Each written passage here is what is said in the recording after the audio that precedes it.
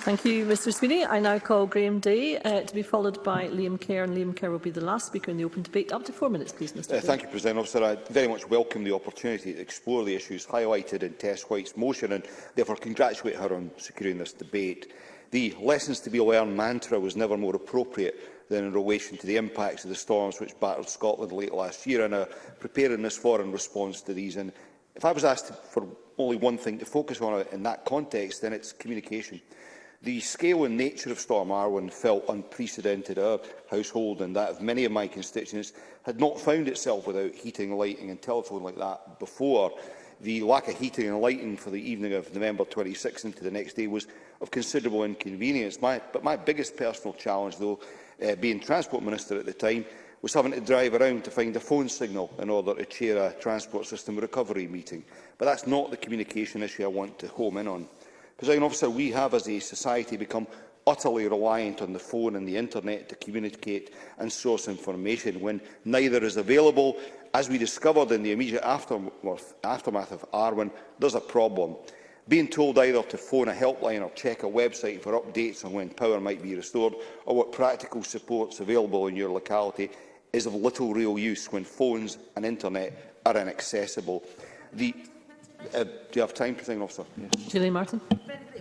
Day, and it allows me to make the point that, of course, the fact that the BT were going to make all the lines fibre, and that we've had significant interventions down in Westminster from our SNP group to make sure that BP rolls back on the digital voice fibre rollout, because we can't do without copper wiring if we're going to be in a situation like we were at the end of last year.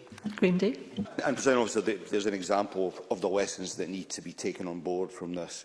The disruption and the inconvenience suffered in Carnoustie, where I live, lasted hours, but in several smaller communities in Angus it went on for days. And the response to that, though ultimately extensive, was still inadequate, especially in those early stages. Not every smaller community was aware, for example, of the presence of food vans in nearby towns from which they could access free hot meals. And getting the kind of detailed level of information around anticipated supply restoration timetables was frankly a nightmare. I know, because as the local MSP I found it virtually impossible to get that for constituents who were becoming increasingly frustrated at the lack of news on when their home would again be warm and lit and when cooking a meal would become an option once more.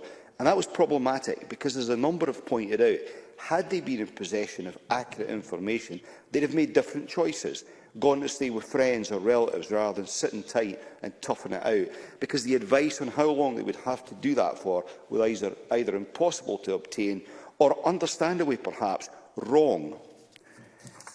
But I know from subsequent discussions with SSEN that there is a recognition that the communication and information wasn't what it could have been, and that they are exploring how to get better at information and data sharing, which is obviously welcome. There are other questions to be answered, as Gillian Martin has noted, the dependability of some of the infrastructure for the power supply, and whether we have to look at the proximity of trees to lines. Those are just two examples.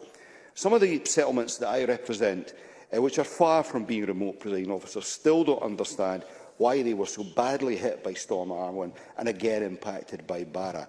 But I do very much welcome the dialogue currently underway between SSEN, the local authority and some of the communities in my constituency about how we make them more resilient to such events, what they might need to have available in the local village hall in order to provide a fully functional haven for residents if and when similar storms strike again in the future. So from a distinctly local perspective, lessons are being learned and solutions implemented. There were things we got right in Angus, and I acknowledge the role of the Council and voluntary sector partners in that. But there were other responses that at very least need refining. I'm pleased that's happening. And I don't doubt, looking at the Scottish Government's review recommendations, that it's seeking to ensure nationally that we've learned from what happened last November and will be better prepared for future severe events. And I look forward to perhaps getting a flavour from the Deputy First Minister when he closes the debate on what the planned update on progress, which is due next month, might contain. Presiding Officer.